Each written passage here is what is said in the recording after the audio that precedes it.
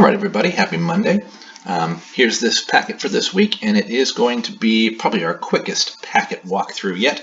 I don't know why they put these math sheets in this spot because they seem way easier than the ones we've been doing the past couple weeks. So good news for you guys. For the first page, it says add fractions using models. And so it's got some of these little lines drawn for you, and it wants us to model 4/6 plus 1/6, and so it has the 4/6 here, and then you added one more 6 onto there, and then you count up to 5/6. However, we already kind of know how to do this. 4/6 plus 1/6 is 5/6. We've been doing this for a couple of months. And so I thought, well, maybe they want us to really work on doing the models. And so, of course, here the first one is model 1/5 plus 4/5. So, okay, just like they did up front, here's the 1/5, and then it wants to be adding 4 more fifths to it. So 1, 2, 3, 4. So I'll color these ones in. And the total is just like I thought it was going to be, 5/5. So on the next page, you'll see they kind of abandon the models. They say find the sum, use a fraction strip to help. And so it's kind of like the models we just did, but truthfully, you guys, I am just fine if you cruise through here and just answer these. 1/6 plus 2/6, 3/4 or 3/8 plus 4/8. Totally fine with that, okay? Story problems at the bottom. Then they do the same with subtracting. Here we have our models, and then subtract 2 of them, leaving behind 3/8 behind. But again, we already know how to do this one. We know that 5/8 take away 2/8 gets me 3/8. And so again, just like the last page, you have one model to kind of do. So model 3/3 take away 2/3. So I guess I would color in the 3/3. And then I subtract the 2/3, leaving me 1/3. Now, again, I'm fine on the next page here. We're all subtracting. I'm fine if you just go ahead and answer these ones. There are 2 on here that are going to be it might cause you to slow down briefly, and here's one of them, number 5. Not too tricky. It's 1 take away 2/3.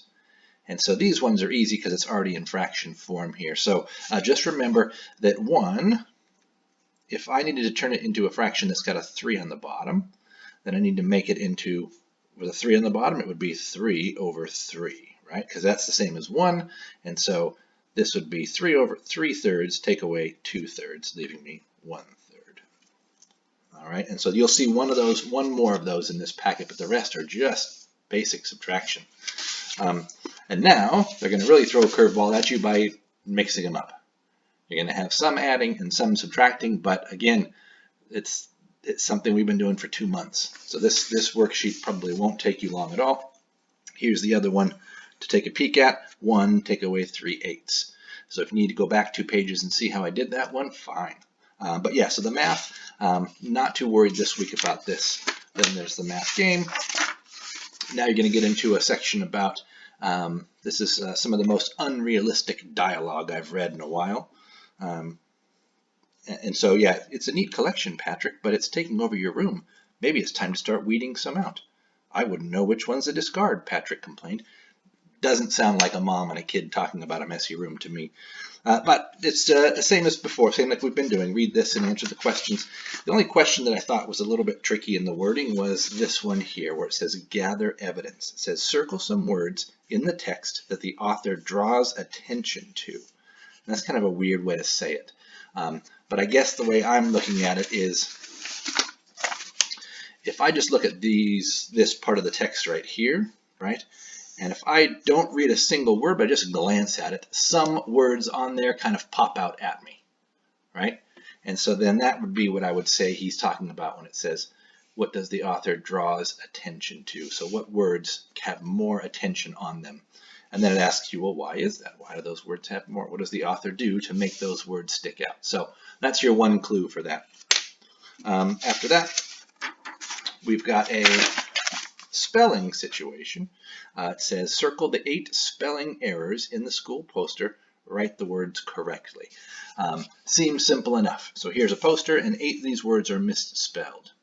Good part is they're all over here. And there's not really a spot on here for you to number. And so I imagine some people would probably just copy these words down in these 8 spots and be done with it and circle them. So I think the easier way to do it is, I'm going to read these words real quick. Coupon, menu, cafe, deluxe, parachute, mascot, garage, and this word is quiche. It's a breakfast food, right? So our new after-school programs: learn to ski, 2 Saturday ski trips, that's fine. Meet at 8 a.m. in the parking garage. Oh, there's one, right? So it wants me to circle it, but what I think I'm going to do also is I'm going to number it. Like this is the number 1.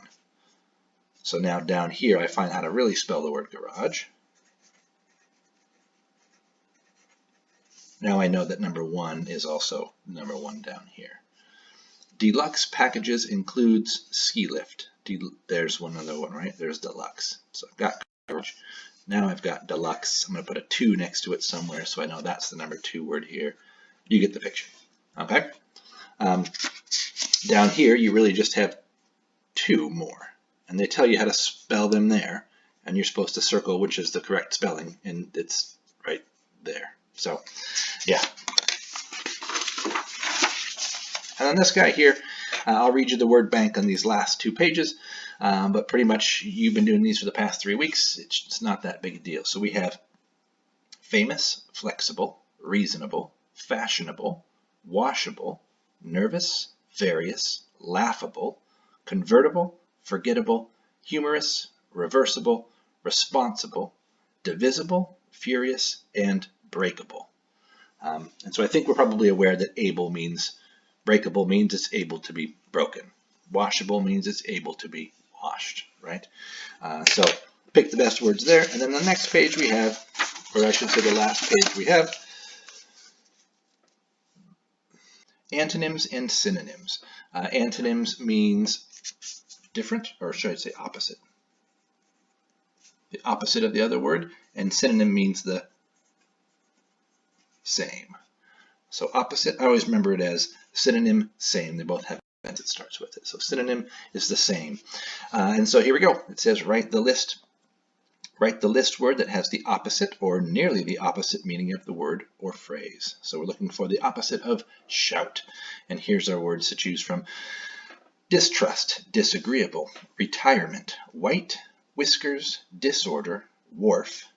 Wharf is like a dock or a pier.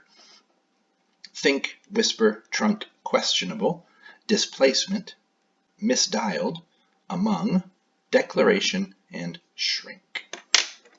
And my friends, that is it for this week's packet.